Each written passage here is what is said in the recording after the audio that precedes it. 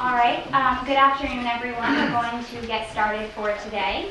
My name is Nicole Haas. I am the president of the Yale College Democrats, and I will be your moderator for today's debate. To begin, I'd like to thank all of our co-sponsors of today's debate. They were very helpful with their assistance in organizing and promoting today's debate, and they also submitted most of the questions that will be asked of our candidates today. I'd also like to welcome the 5 candidates we have here today. Alderman Elicker, Mr. Matthew Nemerson, Mr. Sundiata Keitazulu, Mr. Henry Fernandez, and Representative Gary Holder-Winfield. I'd just like to take a minute to announce the rules, both for the audience and for the candidates here today. To the members of the audience, I'd like you all to please refrain from commenting during the debate and please hold your applause to the end. Also, a lot of you should have been handed slips of paper as you walked in. At around 4:30 p.m., we will have people wandering up the aisles to collect those questions. If you would like to submit a question, please hand it to the people walking up the aisles, and we will pick 2 or 3 of those questions to ask at the end of the debate. For the candidates, each candidate will get a 2-minute opening statement and a 2-minute closing statement. All questions will be asked of all candidates, and each question will have 1.5 minutes to answer each question. We will also rotate the order in which the questions are asked. Finally, 30-second rebuttals will be granted at my discretion, and the candidates know that they can ask for those if they would like. And with that, let's begin. So, Alderman Elicker, I will recommend you for a 2-minute opening statement. Thank you, and thanks to the Yale Dems and Nicole for hosting. My dictionary tells me that a haven is a place of peace, safety, and opportunity. So New Haven is not just a name, but it's a promise. A promise that our communities are safe, our businesses are prosperous, and our children can grow up safe and strong. New Haven is a place, and it is a promise. For 3 centuries, that promise has been granted, and it has been granted well. Our New Haven was founded by religious refugees, and the city was prosperous, welcoming immigrants and students and just freed slaves. And because of that welcoming nature, our city was given an opportunity to grow for 3 centuries. In the latter half of the 20th century, we faced challenges. Chief among those challenges were deindustrialization, drugs, and debt. And because of those challenges, people fled to the suburbs. Our community suffered. And I am running for mayor of New Haven because I want to restore that promise that is New Haven. Our city's founders located the city at the edge of a new world because they saw the opportunity that exists in this city. And in many ways, we're at that same situation today. Small progressive cities around the nation, cities like Madison, Wisconsin, and Austin, Texas, are booming. And it's because America's innovators want to live in places close to where they work and where they play. They want to live in cities that are as beautiful and green as they are bustling and prosperous. New Haven was the first city like that in America. And it's time that we enter a new day and go back to that type of city for our future. Mr. Nemerson? First of all, I want to congratulate Yale on winning the hockey championship and introduce myself. I've only been in the campaign for a week, but I want to tell you about a story in 1968. In 1968, I was driving from the west side of town to the east side of town, and my father, who had been involved in health care in the inner city during the riots as part of the hospital staff, drove us through a Winchester neighborhood, through a New Hallville and Bixwell, to say, this is the problem with New Haven. Why are businesses leaving? And we drove through these empty, hulking, millions of square feet of buildings.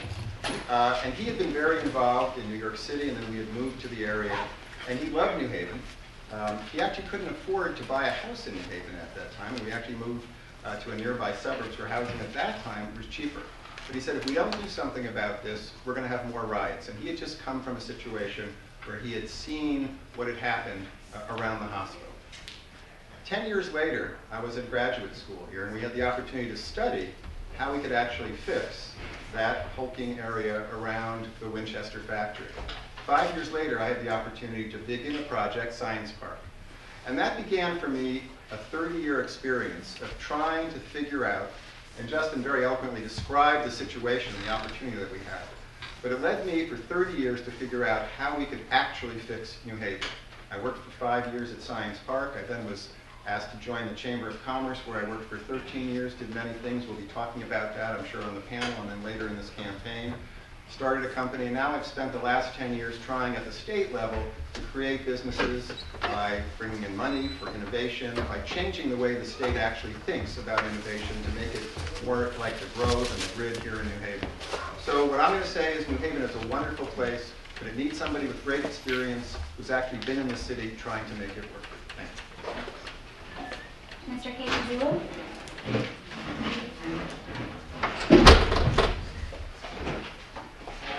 My name is Sundiata Keitazulu, and I'm a candidate for mayor of the city. Jobs are the #1 priority, will be the #1 priority under my administration. And in this inner city, we live in a crisis each and every day. We have the highest unemployment rate, the highest crime rate, the highest imprisonment rate, the highest murder rate, and the highest poverty rate. It's time for real change to take place in the city. It's time to address the main issue of making the city great again. And I have a plan. You know, my plan calls for voc-ed schools, voc-ed training, and putting people to work. I'm tired of seeing our city blow up. We have a great city. We have people who care about each and every one of us. And it's time for new leadership to take us in a new direction. And that's what I'm about. I'm about to bring this city in a new direction and put this city back on the map of progress. Open up opportunity for everyone in this city to make this city whole again. To make this the best city in America. And make this city the model for all cities to see.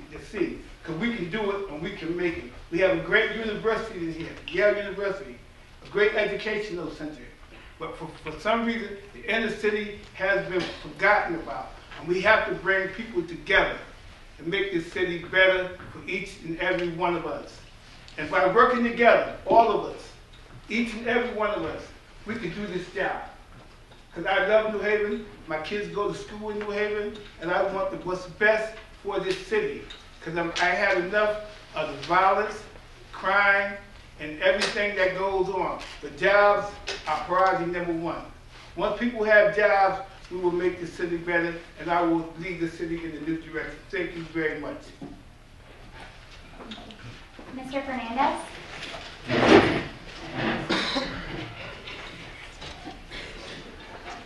Hi, I'm Henry Fernandez. I'd love to be your mayor. I'm going to admit something up front and apologize for it so we can get past it. I went to Harvard. Things got better, and I came here 23 years ago to go to law school. I fell in love with this city, and I was very fortunate to have a set of experiences that we'll get through today and talk about a bit today. But while I was a student, like many of you, I was fortunate to work with some of my classmates to create a youth mentoring program called LEAP, which worked with kids in the inner city neighborhoods that my colleague talked about.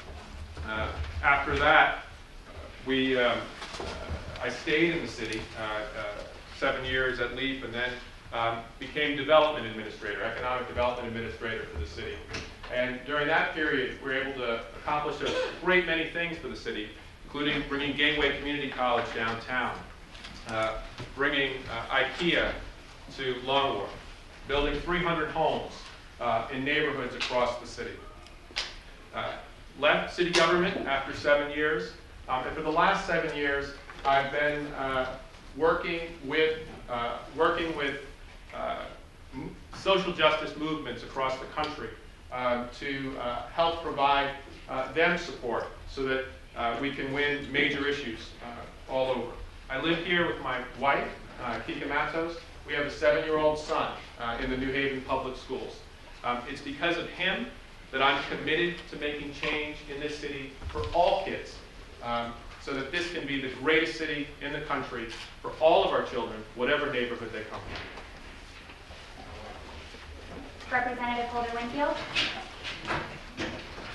Good afternoon, and thank you for coming out. Thank you, Yale Democrats, for having this. From the beginning, back in November when I first entered this race, I have said that I think the major issues in this race are economics, crime, and education. And the reason why they are the major issues in the race, and I think for me, is because I have a history where I grew up in a community where we didn't have opportunity. We didn't have opportunity on education, and we didn't have much opportunity on anything else. I'm fortunate. My mother struggled and fought so that I could get a good education. And she struggled and fought so that I could have various opportunities. One of those opportunities put me in the United States Navy and in its nuclear power program, and that brought me to New Haven. And when I came to New Haven, I took a walk around the city, and I saw people who had a situation just like mine growing up. A situation where they didn't have opportunities. They didn't have a good place to go to get education. And I decided that I was going to leave doing what I was doing as an engineer to become involved in community, to become an activist, to push for issues, to make sure that government was responsive to people. And I spent several years doing that. And then in 2008, when Bill Dyson, my predecessor, retired, I saw an opportunity to get into government and make sure that government had that as part of the way that it saw it should be operated. And so I got into government, became a state representative. And as a state representative, if you know anything about the work that I've done, you know that it's been all about social justice. And it's been about making sure that people have voice. And I recognized last year that this city needs a new mayor that understands that as the foundation of why that mayor operates. And so I'm here today, happy that you all are here to hear what we have to say, hoping that you will recognize that I am the candidate to lead this city forward with that as my perspective. So thank you. Thank you all for your opening statements.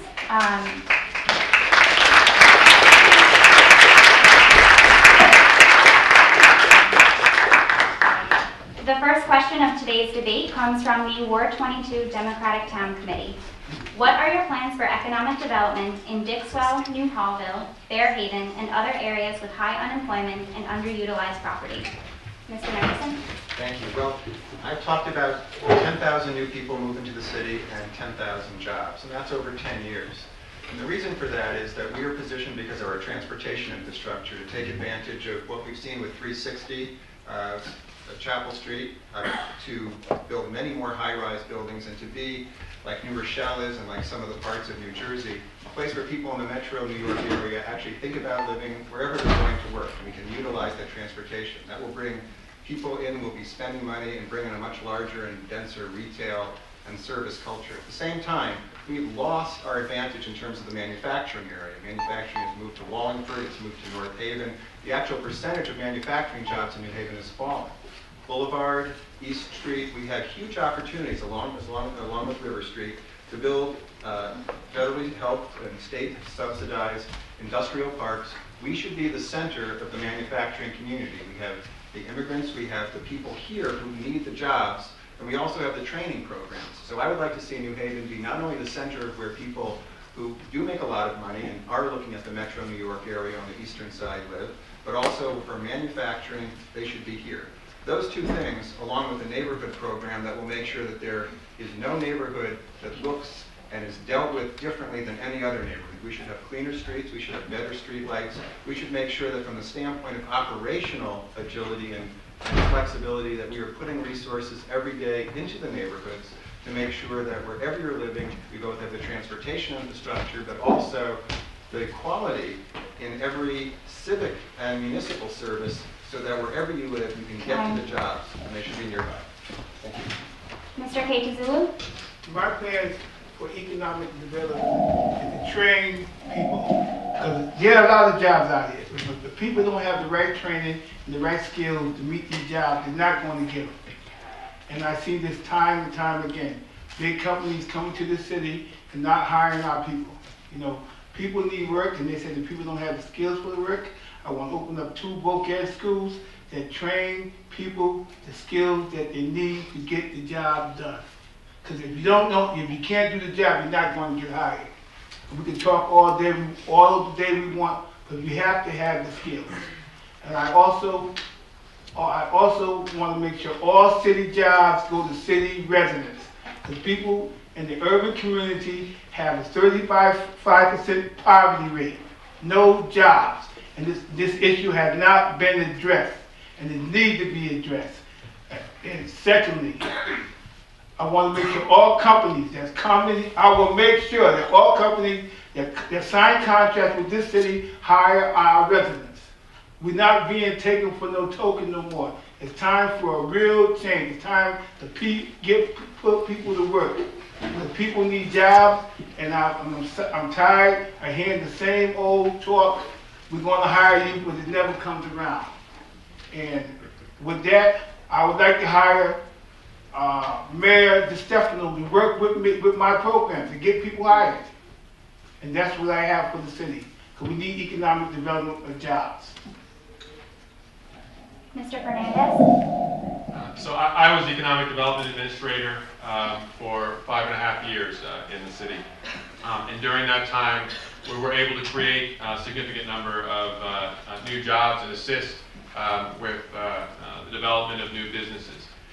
Going forward, it's important that we understand that the nature of work is changing, and that's why having Gateway Community College downtown is essential, and why I work so hard to put it there, so that we can always be retraining our workforce. I live in the Fairhaven neighborhood. That's my home. My wife and I own a home there. We're raising our son there. So I'm completely committed, not just to the big development projects in downtown, or the construction projects that we worked on, but also to building small businesses. That's why I spent a significant amount of time in the Hill, in Fairhaven, on Dixwell Avenue, working with property owners and working with small business owners to help them be able to grow their businesses there. River Street was mentioned. I created the River Street redevelopment area and worked with the state of Connecticut to find the resources so that businesses could locate there and we could get rid of the junkyards and other blights that were there. So I'm proud of that record, and I think we have a tremendous opportunity to do even more to create jobs going forward. Representative Holder-Winfield? Yes, thank you. I live in New Hallville, and a lot of the people that Sundiata and Henry Fernandez mentioned live in my neighborhood. There are a lot of people who are looking for jobs. We have jobs right now that people aren't getting. We have many people in my neighborhood who are in the construction field, and they can't get the jobs that they need in that field. And part of the reason they can't get those jobs is because people will tell you, well, these individuals are not at a place where they can bond for the type of jobs we have. Well, we know something. We know that it is possible to break down the packages for those jobs in different ways and funnel that money into those communities. We know that when we are talking about economic development, we need to be focused on businesses we have and businesses we don't have. The city of New Haven is perfectly poised to expand. We sit near rail, highway going in both directions, port, harbor. We have an airport down the road that we could actually get commercial jets in that could pay for itself. And if you go out and you tell people this city is poised in that way, you can bring them here. We have to deal with what we have here. We have small businesses that don't feel as though that they've gotten everything that they need. I've helped build the small business ones. I know what that feeling is. I think we need to focus on what experiences those people have, and listen, maybe we should take a trip down to where some of these people are. Maybe take a trip down to the greater New Haven business and professionals and ask them what they need. That would help out a lot. Alderman Elicker? Thank you. So I plan on bringing 10,001 jobs to New Haven. So two things about economic development. One, John DeStefano has been effective at rejuvenating the downtown, but that prosperity has not been felt around the city, and particularly in the neighborhoods that we're talking about and that the question has to deal with. And so how do we start to focus on that area? Number one, economic development. Our economic development department needs to help those small businesses locate there and new businesses coming to New Haven, not to just suggest downtown as where they can locate, but along those economic corridors that are vital to the survival of our city. Number two is jobs. And there's 2 bullet points under jobs. First, biotech, life sciences industry is growing. And New Haven is in a particular place because of the hospital to take advantage of those jobs. We need to connect the unemployed to the employee training centers to the employers. The Board of Aldermen is already doing work in that area, and we need to build on that program. And the second, minority business enterprise programs. The fact of the matter is a lot of folks in these underserved neighborhoods are coming from a criminal background. We have to recognize that reality. These folks aren't always able to get the jobs at Yale University. By strengthening our minority business enterprise program, we can give these folks opportunities in the ever-expanding construction industry. We're seeing construction with 100 College Street, the new colleges, and there's huge opportunity for folks to take advantage of those jobs. Thank you. The next question comes from Students Unite Now. If elected, how would you support the legislative agenda set by the current Board of Aldermen, prioritizing good jobs, youth services, and community policing? Mr. Keitazulu? I would hire young kids to work as safety patrols. I would also hire young kids for summer jobs and put these kids to work. I would also get them in my voc-ed schools because we need voc-ed schools in the city. You know, we have 75% of the children are not going to go to college. So we have to address that issue. That issue has been left on the back burner for too long. We need I will open up a voc-ed school, like two voc-ed schools like Eli Whitney in Hampton, where children learn skills. I set up apprentice programs with businesses and with small businesses and give them incentives of hiring our children with the like the STOP program. Because we have to start moving in a new direction. These kids need to be hired. I'll also open up teen centers, like we once had in the on the Q House in every community in the city. Because I see one thing I be seeing, that when kids in the inner city ask for teen centers and stuff, they're not getting them. It's like a closed eye to the inner city. And I had enough of that. I see our kids getting killed on the street because they have no jobs and nowhere to go. And nobody cares or thinks about it. I care about this problem. But this problem is my problem. I have 2 kids. I have 4 kids in school right now. And I want to make sure that their future is bright. And they have an opportunity just like everybody in this room. Mr. Fernandez? I think the Board of Aldermen's legislative agenda with regard to youth services, community policing, and jobs is the right one. No question about it. And so I strongly support that. I was, for 7 years, the director of one of the city's largest youth agencies. And so I have a real sense of what we need to do. And I would agree with my colleague that every neighborhood deserves a high-quality youth center. And particularly in some of the neighborhoods that have the highest level of violence, we don't have those youth centers. What we're doing now, the shift back to community policing, is the right thing to do. It really brings us together as one city. It relies on all of us doing our part to make the neighborhood safe. And fundamentally, we need to create jobs. We need to create high-quality jobs, union jobs, jobs that people will be able to raise their families on. Not live just paycheck to paycheck, but jobs with benefits, jobs with health care, jobs that allow people to retire with dignity. There should be no question about that. And it's the job of the mayor to support the Board of Aldermen on these issues, but also to lead on these issues. And so I'd be proud to do that and work with them to accomplish that. Representative Holder-Winfield? Thank you. I would agree with Henry that this is the correct agenda. Let me say this. I'm happy that we've moved back towards community policing. For years, as an activist in the city, it's one of the things that myself and others fought for. But the issue I have with community policing right now is that it's one thing to say we have community policing, it's another thing to actually have it work. In my neighborhood, I can walk around and the police in my neighborhood who are walking through my neighborhood don't know me. But I could go to Westville and the cop over there actually knows me. One of the ways you get community policing to work is to actually have a relationship where the police become a part of the community. The community see them as part of the community and they see themselves as part of the community. And I think that has something to do with the perspective of the mayor and the police chief working together to make that happen. But how does the mayor support this agenda? One, by actually standing up and saying this is the correct agenda. And the other thing is, listen, part of where we're going to get our money from is from the state. We talk a lot about how much money we get. I think it's important that this agenda, if it's the agenda of the mayor and of this city, becomes something that the mayor is in constant conversation with his or her state delegation on. We have had issues in the past where we aren't talking about the agenda as early as we should be. I want that state delegation to know exactly what we want. I want them to know early, and I want them to know why. And that's how we get it done. Alderman Elicker? Thank you. It's no surprise that the Board of Aldermen is prioritizing these issues, because these are the issues that I hear as I walk through every neighborhood in New Haven. People want good jobs, and we've already talked about that earlier. People want safe neighborhoods, people want good schools, and people want youth programs. Youth programs, because we've talked about jobs, youth programs, the level of crime is the highest between the time a child gets out of school and dinner time. And what does that mean? That means that idle time is the devil's workshop. That our kids need a place to go that's safe for them, where they have mentors, where they can be productive.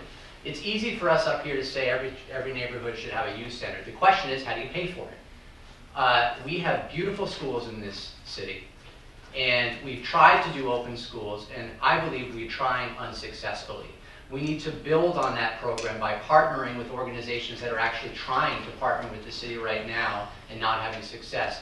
Organizations like the Boys and Girls Club, Solar Youth, Youth Rights Media, and open our schools for our kids so they can have a productive time. And by the way, we talk a lot about Yale's partnership with the city, and we don't talk about the other universities in this city. There is no reason that every child in this city shouldn't have a tutor. There are so many students in this city that can be mentors for our children. That I think that's a great way to partner with local universities. Mr. Nemerson? So I agree with everything that's been said, but I think the question is really a different one. We don't create jobs, none of us do. Henry doesn't, I don't, no one's going to. What we do is we compete for jobs. And I think that companies and investment capital are very global now, and what they want to see are communities that are not only sustainable, but communities that are solving problems together. So I think the real question is, how does a mayor work with the Board of Aldermen? How do you share power? And how do you actually create common visions? And actually, how do you get your fingerprints on the good things and the very bad things? Because we're making some very, very tough and painful decisions. So yes, all the things that have been said, we want them. Some are symptoms, some are end results. But what they begin with are companies, investors, even citizens who are here today are saying, I'm not sure I really can stay in this city if things don't change. What we need to do is have a different kind of arrangement, a different compact between power.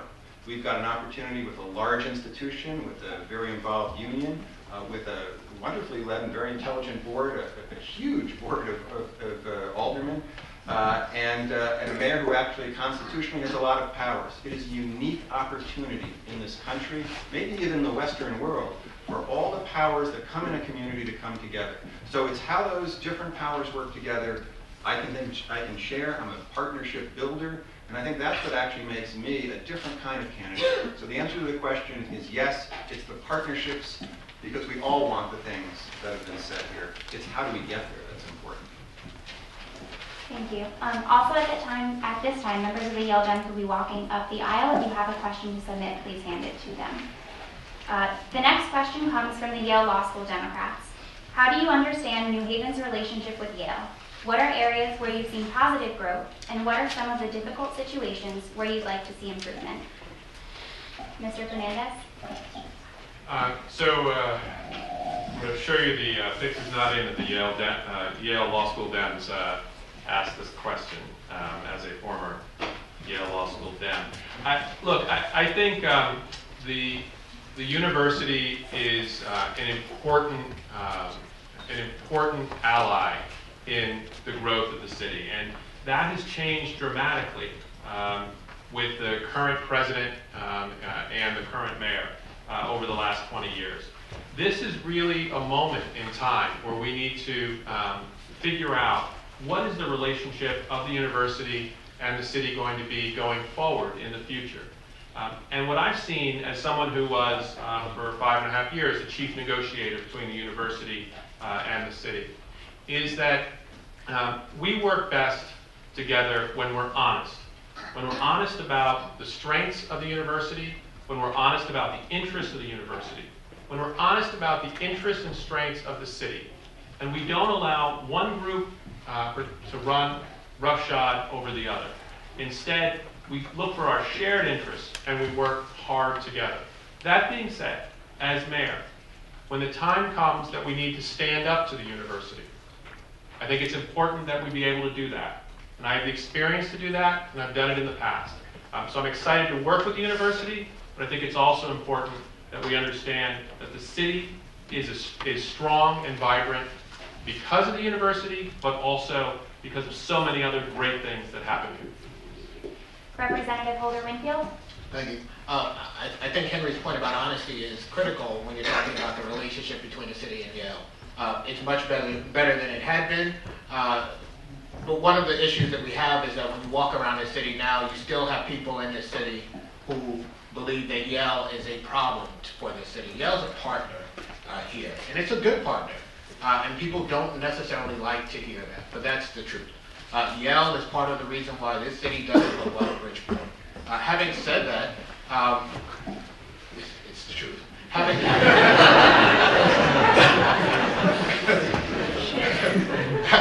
said that, it's important for the city to recognize that it may be easy sometimes to allow that conversation to go on, but the mayor has to be someone who stands up and says what's real. And what's real is they are our partner, and if there are issues with the city, it's partially because the city hasn't figured out what to do with the parts of the city that Yale doesn't own. And so I think we need to focus on what we as a city are going to do with those parts of the city, expanding those parts of the city, the things that some of us have been talking about in terms of developing land. You can't turn around and say, Yale's a great partner, but Yale is the problem. I think that's important. You also, at the same time, can't say to the state, we need more money for non-taxable land because we're encouraging Yale to expand while you're calling Yale, without saying so publicly, Yale the issue that you have in the city. Alderman Elicker. Thank you. So we have a lot to learn from Yale, particularly in the area of hockey. I think that we get more with a carrot than a stick. And I would say, I would use different terminology about standing up for Yale. I don't think that's the appropriate terminology to use. Yale should play by the rules like every other entity in this city, particularly with things like zoning requests and things along those lines. But ultimately, there is huge opportunity for the city to expand its partnership with Yale. I talked about tutors, and the sentiment behind that is getting students like yourselves more engaged in New Haven and giving you more opportunities to engage in New Haven. Second area is public transportation. Why is it that we have 3 or 4 different transportation lines that are actually overlapping and serving different populations? That's inefficient, and it's also an injustice because you have certain populations on one line and certain populations on the other. I think that we need to combine those routes, and if you think, oh, that'll never happen, well, in fact, that conversation is going on right now with Yale and CT Transit. The city should be at the head of that conversation. And finally, Yale has one of the best incubators in the state for new businesses. This is a huge potential for New Haven residents to benefit, both by encouraging those participants from Yale that are participating in that incubator to live in New Haven in the long term, and by leveraging those resources to improve the relationship and facilities for places like the Grove and the Grid, where New Haven has its own homebred innovators. Mr. Nemerson. So interestingly, I was actually in the room when we first started talking about innovation at Yale with Bart Giamatti, and he said it's really not a priority at Yale. But you know, the answer is that there are many Yales. There's not just one person. There's not a president. There's not just one department. There are faculty. There are alumni. There are students. It's a very complex institution, and there's the medical center. So the reality is that we have to educate each other, and we also have to look for opportunity. Yale is one of the great brands, one of the great institutions in the world. It's replaced General Motors. It's replaced Ford. When you go to China and India and you say you're from Yale or from New Haven, they understand what it means. It means you're from America, and it means you're from a place that they want to be part of and they want to understand. At the same time, they want to understand how New Haven will be successful. I think Gary was absolutely right. There are parts of New Haven that Yale doesn't own. There are parts of Connecticut, interesting, that Yale doesn't own. And what we have to figure out is how to be successful. You know, I've always been disappointed that they didn't have more of a department of urban affairs. There are a few professors who are wonderful, but they don't really study it. So the issue is, we are locked in this together, and the next mayor will be working with many people at Yale to make sure that both we are successful and they are successful. Together we can be one of the great communities in the world, as many people have said. But we don't have any answers, they don't have answers, and we don't have all of them. Together we're going to figure it out, and we're going to make something very special. It's going to create a different kind of relationship. Mr. Keitazulu? Yes, Yale is the #1 employer of New Haven. And we have to have a better understanding with each other. Come to the table and talk about how to get more people in this city to work. And I think Yale is doing a good job. It has how they help people, assist people in buying their own home, which the city and Niagara Bank is starting to do right now. And people in this city got to understand, you know, you can't make Yale solve all our problems, but we can work together and do a better job. And I think that's what the people in Yale do. I used to come to Yale when I was a young kid. I used to come to Sloan Coffin House all the time. His kids, Amy and Alex, and play with them. I had to come on the Yale campus. And I had a good time during those days. And it was open to the public. But today, you know, you can't come on Yale campus no more because of the crime and violence. And we got to change that. We got to have an open policy and show that the people that they are welcome. And that's the whole problem with Yale and the inner city. People in the city don't think they're welcome down here. And they think that Yale don't care about them. But if we sit down at the table and find common dialogue, and find common problems, we can find great answers. The next question is from the Yale Daily News.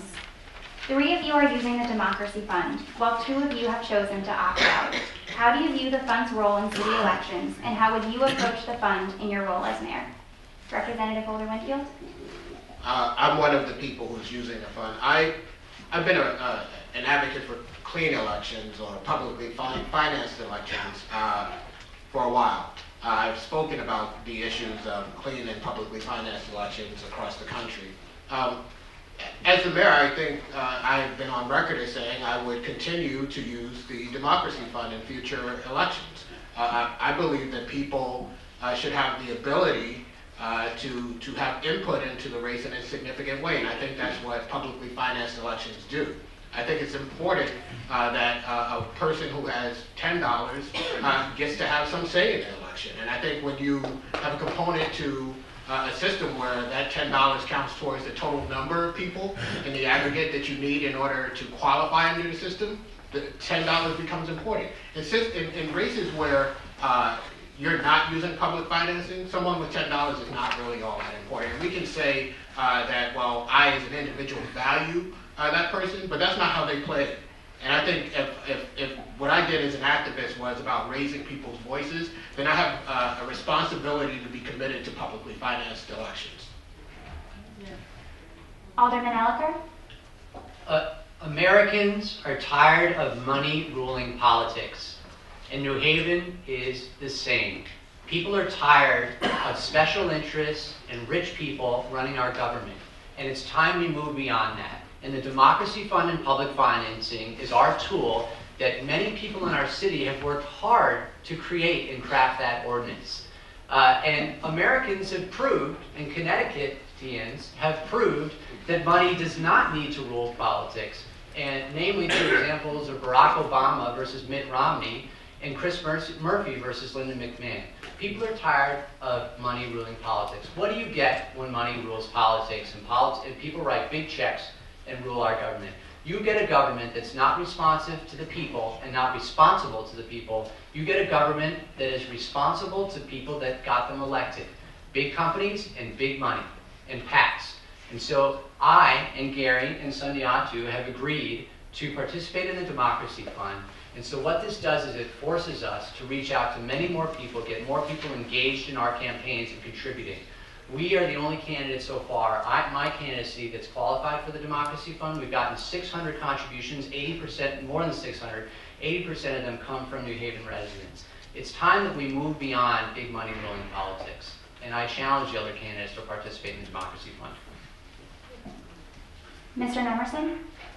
So I agree that money should be out of government influence.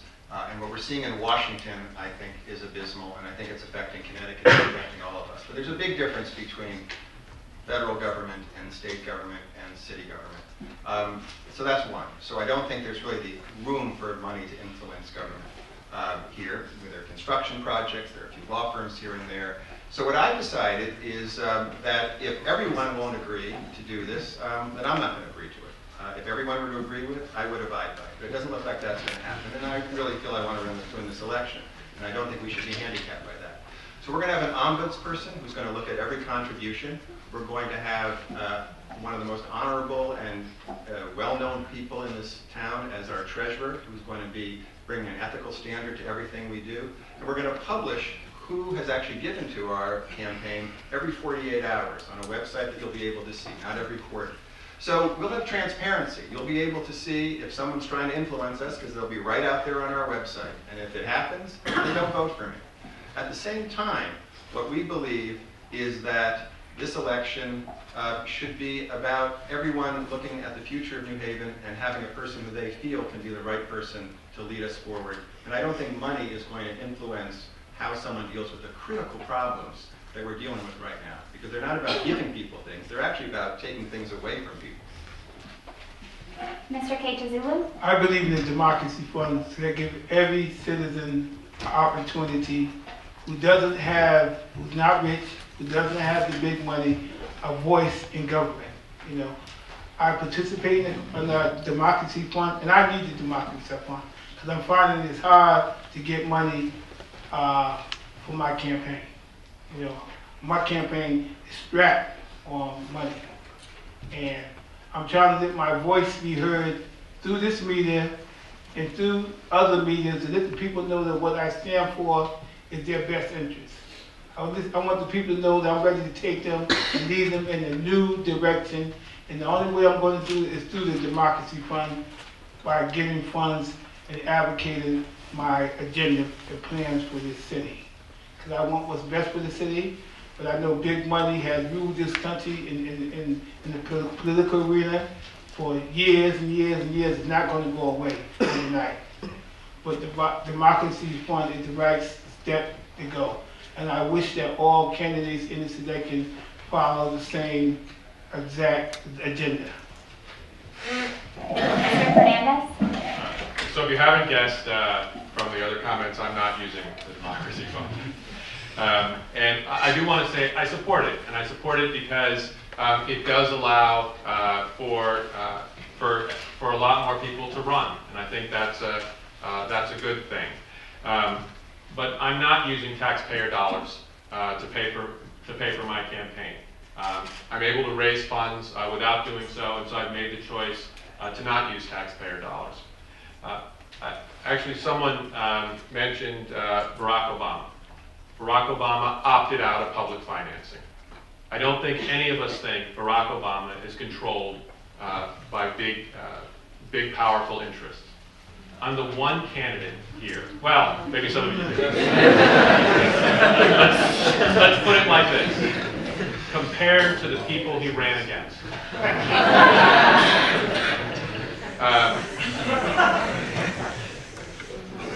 There's apparently a leak up there. I'm the one candidate in this race who came into city government and worked hard to root out corruption. Right? Worked very hard to stop there being any perception that who you knew determined whether or not you got city services. That's very specifically why I came into city government. So I'm proud of that record, and that's not going to change if I'm your mayor. Can I respond to some of the comments? Yes, I'll allow a 30-second rebuttal. So it's the idea that money doesn't influence municipal politics. Has anyone watched the DeStefano administration for the past 20 years? You talk with the small contractors in the city, they will say that municipal money influences city politics. The idea that if we give you the information that's from our campaign, that's already required by the state government to be transparent. And it's like saying, as a smoker, I'm going to tell you how many cigarettes I smoke at the end of the month rather than every other day. That doesn't help with transparency. If you support the Democracy Fund, you participate in the Democracy Fund. Time. And the idea of Mitt Romney and Obama, you have Mitt Romney being the person that is not participating in the I'm democracy. sorry, is fund. there a 30-second point? rebuttal is over. I get pretty passionate about this. Yes, Mr. Nemerson? You know, I think we've all been pretty articulate about this. The reality is, we're all really honorable people. I mean, I know these people, I know our resumes. The reality is, it really doesn't matter how we collect money. We are, because you're judging people on a career and what we bring to the table. There really is nothing to buy here, folks. What we're looking at is people who believe in us and believe that we are the leaders, and that's why they're investing. They're not investing in you because how big their contribution is, Justin. They believe in you. And I think people will believe in us based on whether we can be the leader of this town, and that's what they're investing in. And Representative Holder-Winfield? Thank you. This race and the question of the Democracy Fund really aren't about us as individuals. It's about the city of New Haven. What the Democracy Fund allows us to do is it allows people to get into these races who may have good ideas, who might be good for the city of New Haven, the state of Connecticut, and the United States, who otherwise can't get in. Without a publicly financed system, I would not be a state representative right now because I couldn't get in. Sundiata probably wouldn't be able to sit here. That's what the Democracy Fund does. It's not about whether we're good people or not. Thank you. Yes, Mr. Keitazulu? The Democracy Fund give me a voice in this race. It's give me a voice to let the people know what the people in my community need and want. And they want jobs. And they want jobs first and foremost.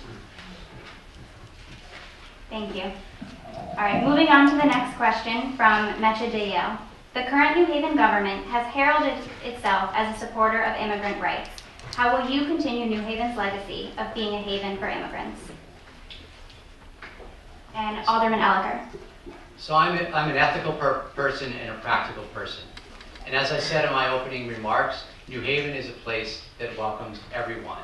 If the federal government can't get its act together with immigration, then we as a city need to address the problems that exist and give people the tools to be productive citizens. And that includes the Elm City resident card. I have my Elm City resident card here. I'm a supporter of it. That includes supporting driver's license for the undocumented population. It's important. These people are in our city. We need to support them and make them productive citizens. And I'm the only candidate in this race that speaks Spanish. And I think it's important that the mayor of this city can communicate effectively with its residents. Mr. Nemerson? If you answer in Spanish, Matt, you're like kicking butt right here.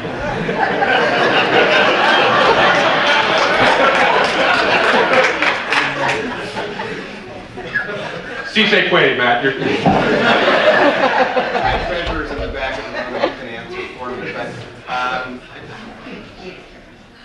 as people have said, this city has always been about immigrants, and it's been about immigration because people have had opportunities here.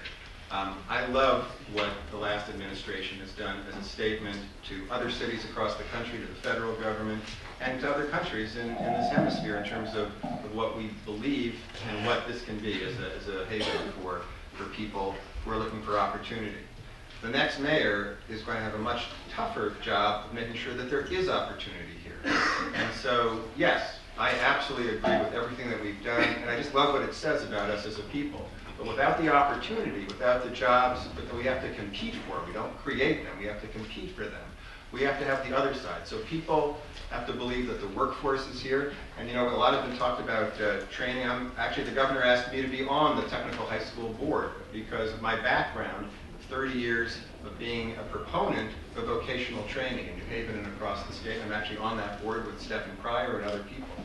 So yes, immigration, absolutely, with honor and with dignity, but jobs so they have opportunity. That's what New Haven has always been about, whether it was the Irish, the Italian, the Russians, African Americans coming from the South. They came here for opportunity. If we don't give them opportunity, it doesn't matter how fair and just we are.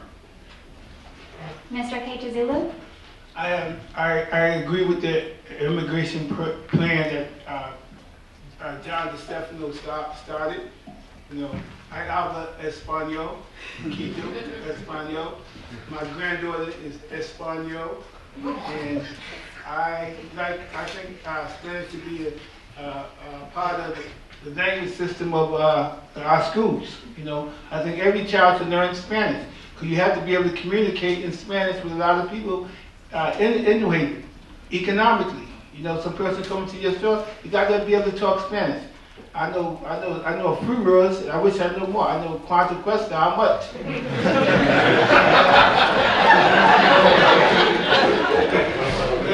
But at the same time, they're good people. You know, everybody in the city are good people, caring people, and we need to make room for everybody.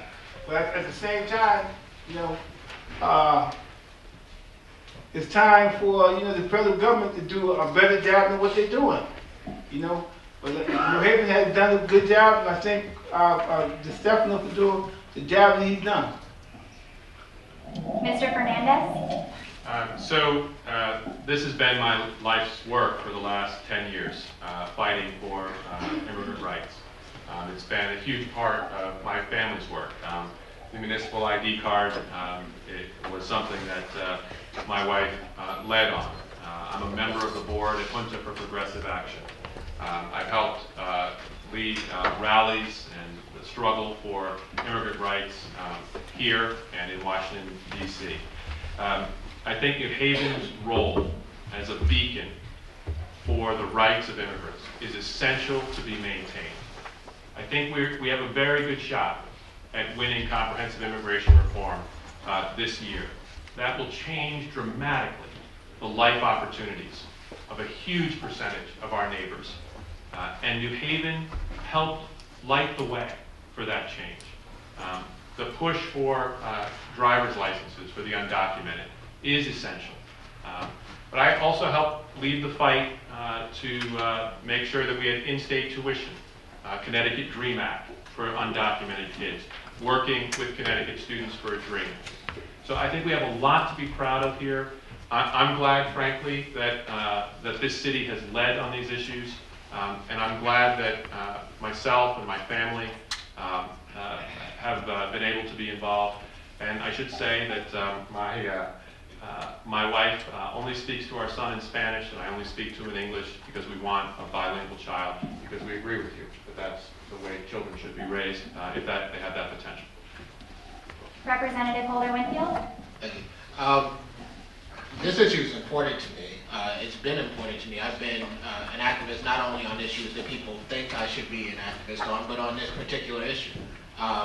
You know, ID card, driver's licenses. Right now, I'm the lead sponsor of a bill to deal with secure communities. It's an issue that is an issue of mine, not because I'm running for mayor. It's an issue of mine because it's important. Listen, I grew up in a community. I'm black, African American. I grew up in a community where we were afraid of the police. I'll tell you right now, if I go to take out my trash, I have ID in my pocket. Because that's just the way that I still see the world. No matter what title I have, I know that I should probably have ID in my pocket because I don't know what interaction I'm going to have. And that makes people less safe when people view the police as not as part of the community, but as people who might be controlling their community. And in these communities, because we don't have a secure communities policy, because we don't have federal immigration, because they don't have driver's license, they're afraid of the police, and so they don't report crimes. They stay away from the police. A woman who's raped is not going to tell anyone. That's not the way it should be. So New Haven has been a leader on these issues, should continue to be a leader, and I think that's just ground zero for what New Haven should be doing. Thank you. And now I'd like to add 2 questions from the audience to the mix. So the first one is, the city has been undergoing serious education reform for several years now. What do you think are the missing pieces to the existing reform, and how would you go about instituting them as mayor? Mr. Nemerson? Well, I think that we have tried many things. I think we have started down the road to what could be a very interesting relationship between the unions, the city administration. We also have some of the finest charter schools in the country, and we also have a number of different magnet and regional schools. And yet, as I've said, there are a couple things that are missing. One is, as candidates, I think we have to be able to look into the eyes of a mother with a child about to graduate from the New Haven school system and say that, honestly, that we believe that child is prepared to compete for any job in any community in at least North America. And that means people will be coming here from other places, so it really means in the whole world. And I don't think we can do that now. I've heard too many stories, even with all the effort that we're going in, to all the different efforts, that people graduate from our schools, and an A in our schools doesn't necessarily mean that they can compete anywhere in the world. And so that's not good enough. So that's the standard, it's accountability. The other thing is I think we should have a great lab school here, a high school which is the finest high school in the country that you have to test into. I don't think, and it should have different sort of criteria for different people in the community so that it actually reflects what New Haven looks like. But I think we should have a school that people want to move into New Haven to go to that will sort of be the beacon of the best schools in the state. And there are other communities that have done this and it's been very successful. So accountability and the best school in the state. Mr. Keitazulu? I think we need voc schools. I think we need to go in a new direction. In high schools, I will build 2 high schools. I would like to turn Yale High School into a voc school. I'd like to turn Strong School into a voc school and address those issues for the children who are not going to go to college, which we have too many of them, and keep the programs that we have already in place that are working. We got a lot of programs that are working in the city. We got a lot of programs that don't. But this city has not one voc school, period. You know, and I'd like to see 2 of them, just like Eli Whitney and him. Start educating and going to small businesses and big business, finding out what skills do they need for these jobs. Start teaching, hiring, and setting up apprentice programs. Well, after school, when they get to the 12th grade, they get paid while they work, as they learn, after school. And that's what I think we need to do in the city. One thing I found out about the city is a great city, and everybody wants what's best for the city, but we're not addressing the main issue of getting people jobs within our school system, preparing them for the real world. The real world wants jobs, skilled workers. If they have to import 75,000 workers in this area, why can't we implement programs with our kids to get these jobs, to make this city better? Mr. Fernandez? I have my wife and I have an 8-year-old in the New Haven Public Schools. One of the key reasons that I'm running is because I want to be held accountable as mayor for dramatically improving the educational outcomes for children in New Haven Public Schools. That, I believe, is an important role for the mayor, to work with the superintendent of schools to make that happen. New Haven has a groundbreaking union contract. The New Haven Teachers Union needs I cannot say enough about the fact that they worked with the Board of Education to create a contract that allows for evaluation of teachers in an honest and fair way that really reflects the best of what we can be when we work together. If there was something, there are many things that I would do with regard to the schools, but with 30 seconds remaining, I'm going to highlight one: transparency. The ways in which we evaluate schools right now simply make it too difficult for anyone who doesn't have a PhD in education to figure out whether or not our schools are performing well. We need to make it much simpler. A, B, C, D for grading schools, and Y, so that parents could make good decisions.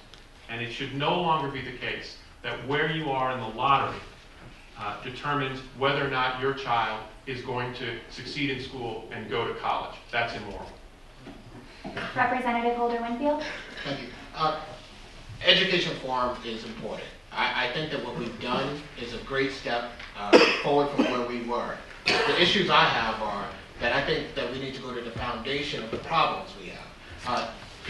Young people who come from urban environments, people who come from lesser economic means, come to school. We know this, the research shows us, with fewer words.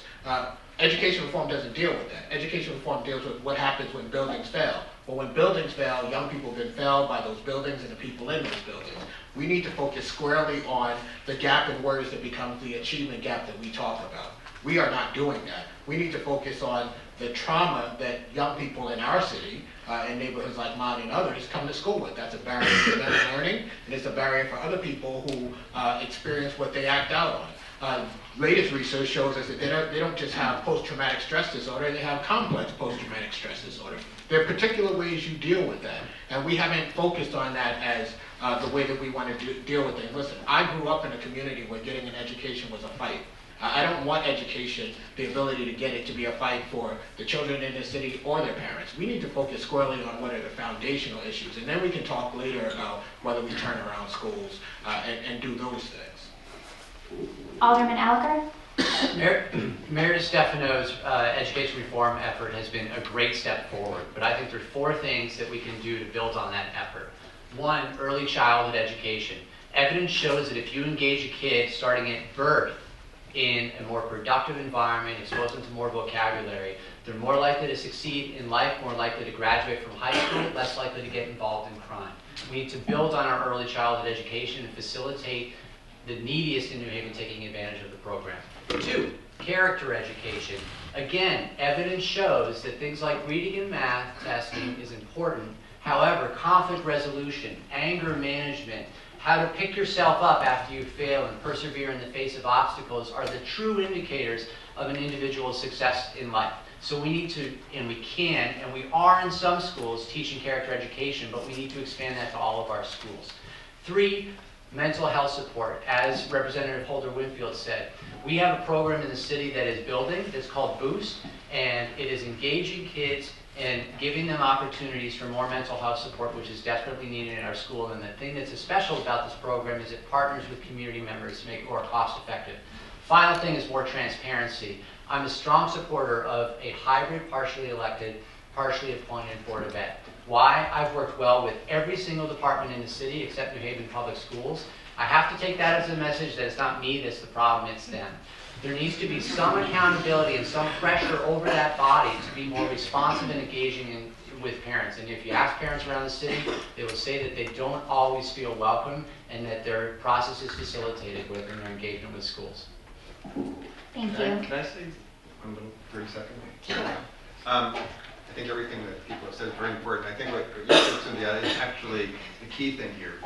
We have a very diverse population here, and I think it's very important that we don't think that everybody has to go to college.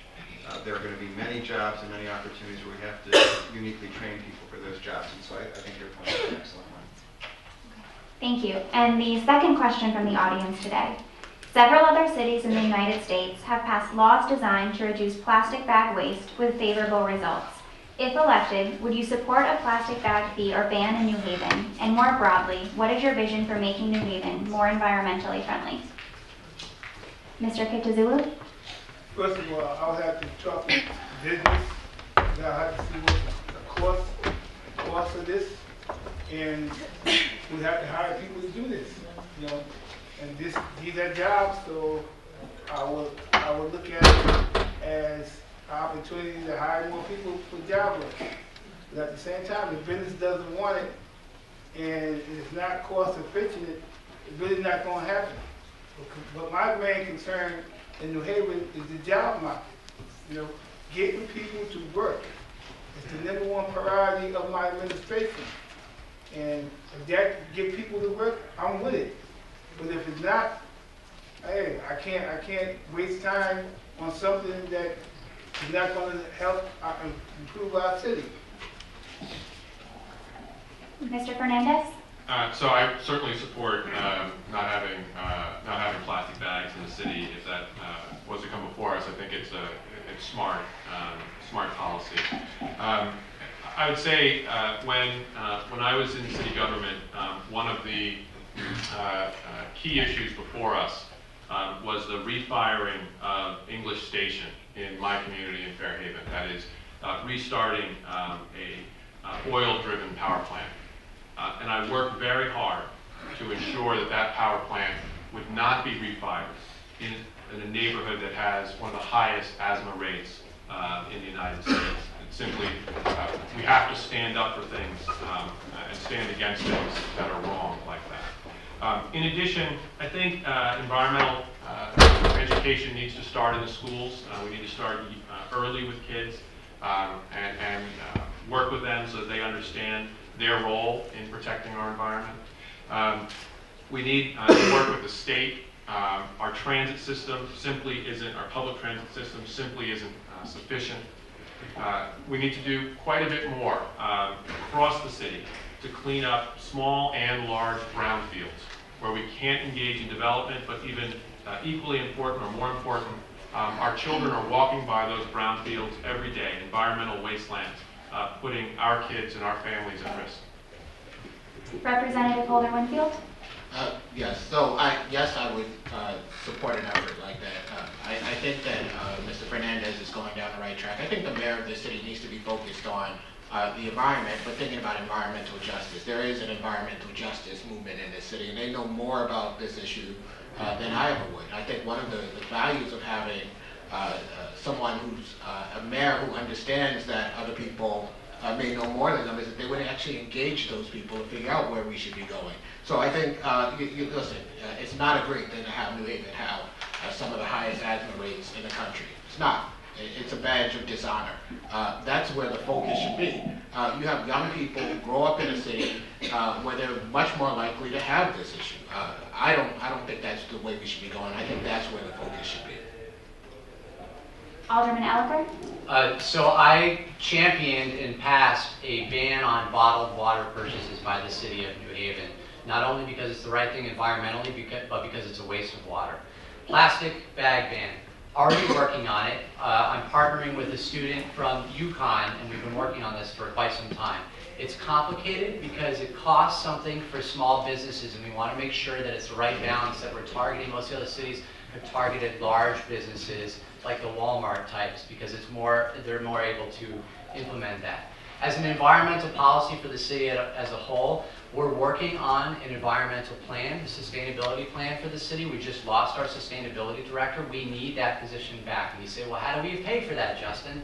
The job can pay for itself through identifying environmental cost savings through energy. And you say, well, I don't believe you. Well, that's my job. I'm an environmental management consultant, and my full-time job is finding ways to save costs through environmental programs for companies. Mr. Nemerson? So I'm fortunate that in the audience is one of the world's leading experts on recycling and the environment. My wife is here next to my daughter. That often happens in New Haven. You know, you bump into these people. All of these things are important. I've been in cities with plastic bag bans. It's a little annoying. 5 cents, please. That's not the issue. The survival of cities is the issue about the environment. It's the density in which we live that is the incident. Every time someone moves to Killingworth, the environment is degraded. Every time someone commutes out of New Haven to find a job, the environment is degraded. And the scale of that is so much greater than a plastic bottle, which I agree with Justin, but what we must do is have New Haven survive. We must have people move in here from the suburbs, not just people who are coming here when they don't have families for 5 or 6 years, but the entire society wants to be urban. It wants to be next to each other. It wants to be using resources in an effective way where houses are on a 32nd of an acre, not on 3 acres. That is our battle within Connecticut. We are a wonderful state positioned between 2 great cities. If our cities do not survive, if we are all Bridgeport, if New Haven is not that beacon, if we fail, the environment is done because we simply cannot capture the energy that we will lose by the inefficiency of what people have retreated to in Connecticut because they don't feel safe, they don't feel they can afford to have their families in the cities. So our burden here is to make this city so attractive that people come in here. I want to see 160,000 people here someday. That's what they wanted back in the 20s and 30s. They thought that's where we were going. We should go there. And for a final question before we move to closing statements, and this is from the Black Student Alliance at Yale. New Haven is in a situation where because of the large amounts of tax-exempt space and other factors, will never have as robust a tax base as other cities. In these difficult economic times, how do you plan on gathering the necessary funds to implement the programs you see as being essential to helping New Haven residents? Mr. Fernandez? It's a great question. And here's a couple of thoughts on it as somebody who's done quite a bit of economic development here.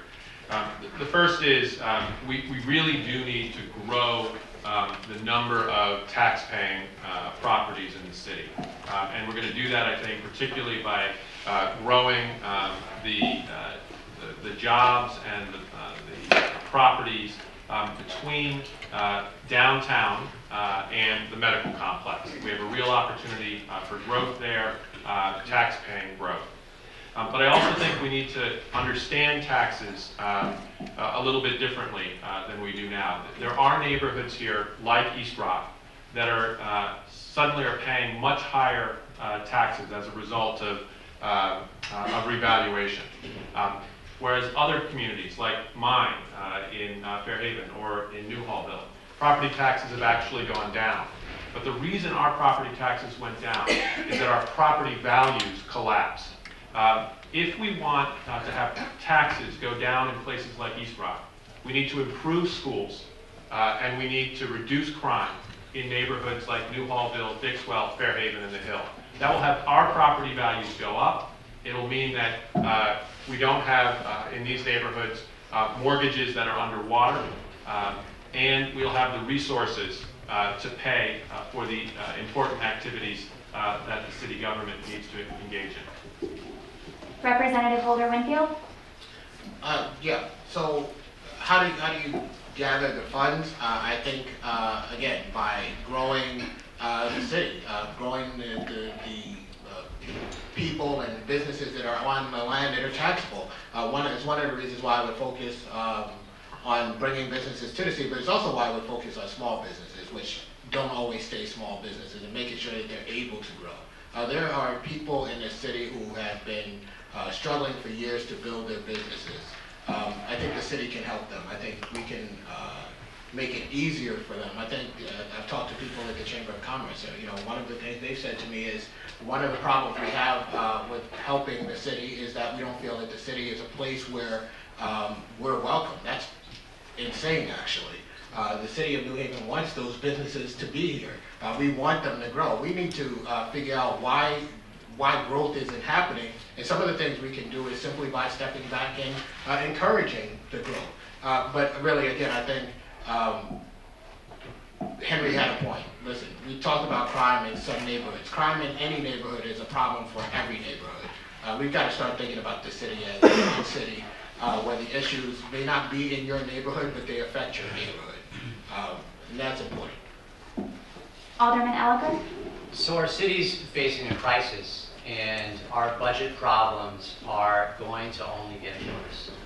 Now, what do we do to confront that challenge? Number one, we're going to have to make some hard decisions in the short term because our taxes compared to the surrounding community are so high that we're either driving people on fixed incomes out of our community or not welcoming those folks that might come to our community. In the long term, we need to focus on a long-term fiscally responsible policy for the city. I support things like participatory budgeting, which I could talk to you about afterwards, but that's a way of budgeting within our means by giving residents more say in budgeting. I think that we can identify more efficiencies in government. The windows of Wilbur Cross High School were open all winter long, and imagine how much money you waste in your own home if your windows were open all winter long. So there's a lot of efficiencies that we can identify in government. Ultimately, we as a city need to grow, and this is a trend that you're hearing from other people on the panel. Why do we need to grow, and why are we in a special place to grow? Well, I said it in my opening remarks. This city, New Haven, because of our geography, because of our history, because of our culture, because of the entertainment, because of all the things that we offer the urban environments and all these things that people are looking for around the nation, but a kinder, gentler, more humane New York or Boston. We need to capture that trend that's going on around the nation for people moving back to cities. We need to invest in a sense of place, create more bikeable, walkable neighborhoods, and communities that people want to live in. We can build our tax base, create jobs, and that tax base can help fund a lot of the programs that support the great policies of people around the city. Mr. Nemerson? So, Gary, I like that line about the Chamber of Commerce. I've got a solution for it, actually. So, look, we need to increase the value of everybody's property. Henry's right. I see a lot of people from East Rock here. The reality is it's going to be very hard to lower taxes. But the real question is, how do we increase value? Our taxes aren't that much higher than they are outside of Boston or outside of New York in some cases, but in fact our property values are way too low. And for other people, they deserve to have the knowledge that there's going to be an investment in their neighborhood. So they know that the neighborhood values will go up. Look, we championed something called pilot the last time we had a crisis back in the early 70s. Yale's helped lead that. There's a person in the audience who I think actually wrote that legislation, Mr. Baldwin, judge. And the fact is we have to support making sure that we have formulas that give the state the opportunity to make New Haven successful. What everybody said is absolutely true. We are one of the great hopes for this state to actually be an internationally successful place that can attract investment and attract jobs. So we have to save the city. The state is going to have to fully fund pilot, and we're going to have to do whatever we can to make sure that the neighborhoods know that the investment that we're making will increase the value. That's a market-based thing. We can't wave a magic wand. The market says we think property values will go up, and they do. They need to see the future of New Haven secure enough that people are going to move in here and pay more for each house, pay more to live in, rent, than they did today. And we have to figure out how to make that happen. Mr. Keitazulu? I say we increase job growth, start hiring people, start giving people jobs, and that will increase revenue for the city. Unless we address that issue, all we're doing is just talking for nothing, because the same thing is going to keep persistent, time and time again. We have to address job growth and implement programs where people buy their own homes. That will make people feel more safe and make the city better. The more people who have jobs, the less crime goes down.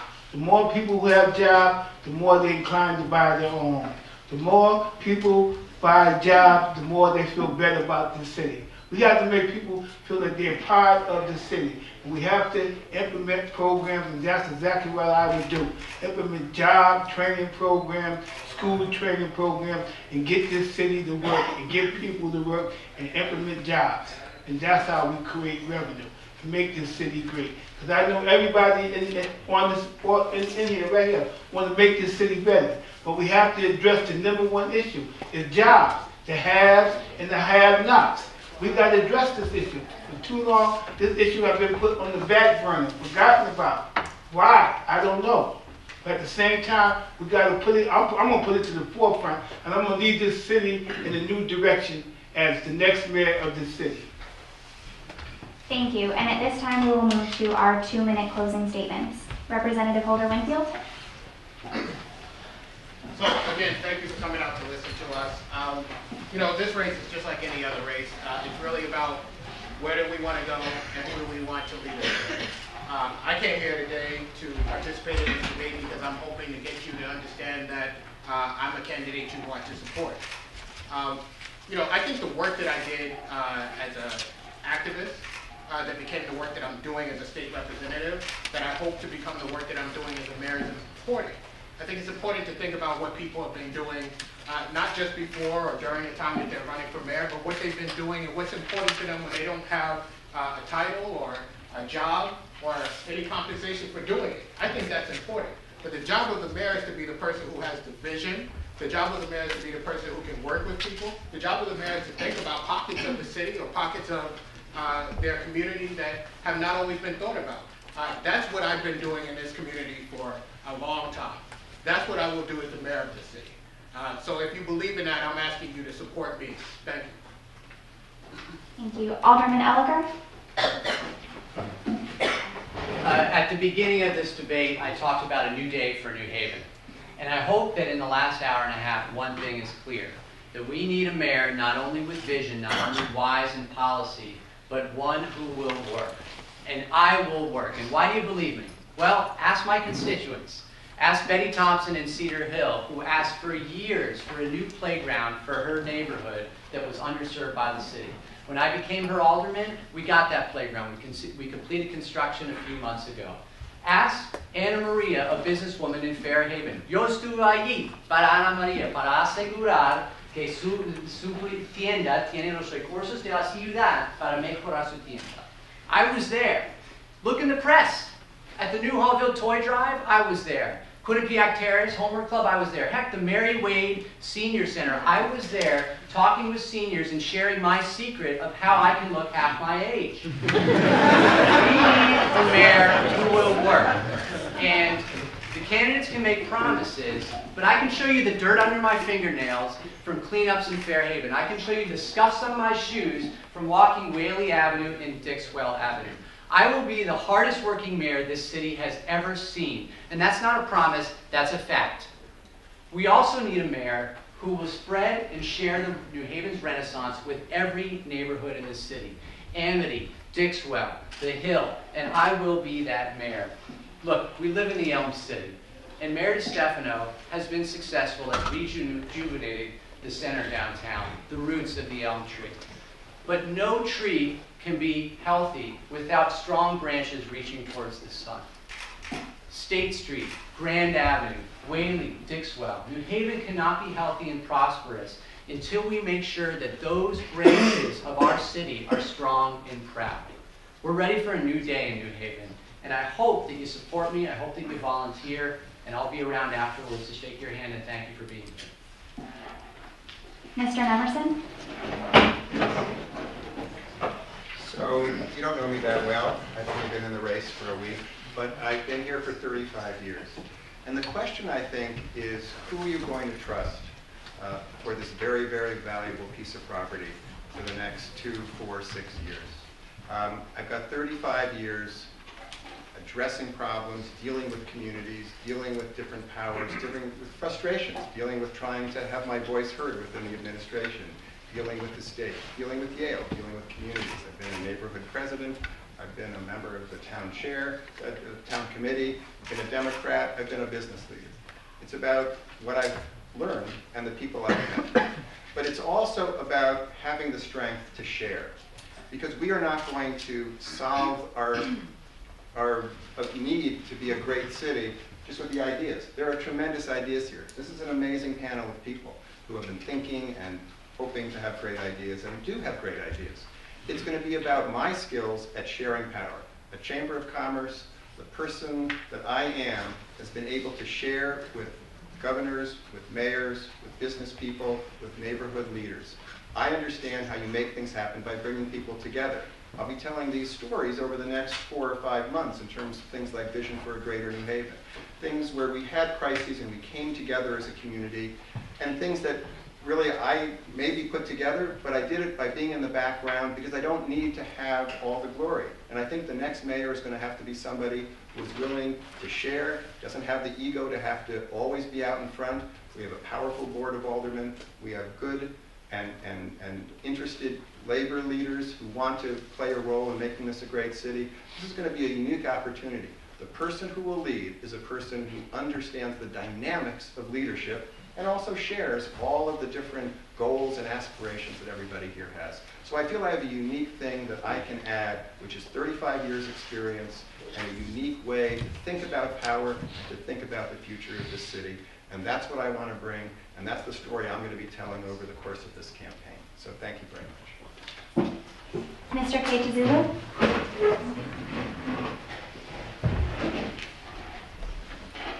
I'm ready to lead this city in a new direction. For too long, this city has gone in the wrong direction. I want to bring hope and opportunity where there's no hope and opportunity. I want to bring a new direction with faith and trust and honesty. I want to make every citizen in this city to know that they are part of the city. And we can work together and improve and do things in this city for the betterment of the city. You know, I want my young child to grow up and have a beautiful day. But we can't do that while one part of the city lives in poverty and the other part of the city lives in glory. We have to address the issues. We can't hide no more. And I'm going to address those issues head on. I'm going to ask for help from you, and you.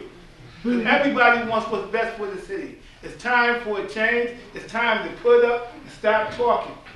It's time to get down and say, what do we need, and give the people what they want and need. It's time for a change. I'm here to bring about real change. a change that you could believe in, a change that you will see, and a change that you will be proud of. And thank you very much. I'm Sundiata Keitazulu, and I need all the help I can get. If you want to join my campaign, I'm glad to take you, because I need it. Because I want to make this city better. Thank you very much. Mr. Fernandez? I want your help too.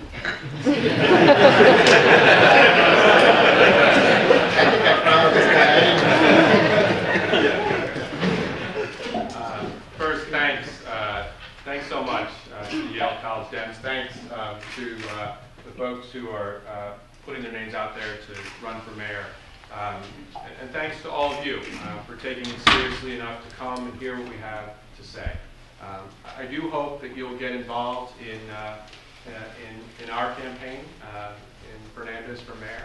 And we're certainly happy to talk to you afterwards about how to get you involved. You are going to be essential in this campaign, but you're also going to be essential for the future of this city. I hope many of you, most of you, choose to stay and do the great things that I have no doubt you'll do in your lives here in New Haven. I was fortunate enough to stay here. I fell in love with this city. Then I was fortunate and I fell in love with a woman who was willing to stay in this city with me. You can make a huge difference here, and I hope you do consider seriously staying here to do exactly that. We'd be proud to have you. We have a theme in our campaign. Thanks, Gary, for saying it. It's one city. One city.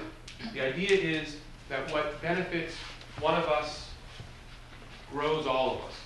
That what helps one neighborhood builds up all of our neighborhoods. For too long in this city, we've been divided, pitted against each other. To go forward, to be the most vibrant city in America in the 21st century, we need to see each other as one city. Work together to make tremendous change, dramatically reduce crime, make our schools the best in the country for all of our children, and create jobs. Good, high-quality jobs, careers for the residents of this city, for all the residents of this city.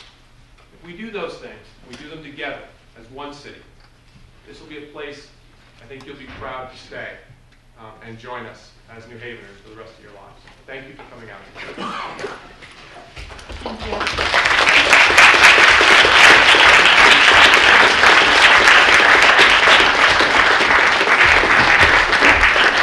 And with that, it is 5:30. We have reached the end of our debate. Thank you so much to all the candidates for coming and participating today. Thank you to our co-sponsors, and thank you all so much for coming.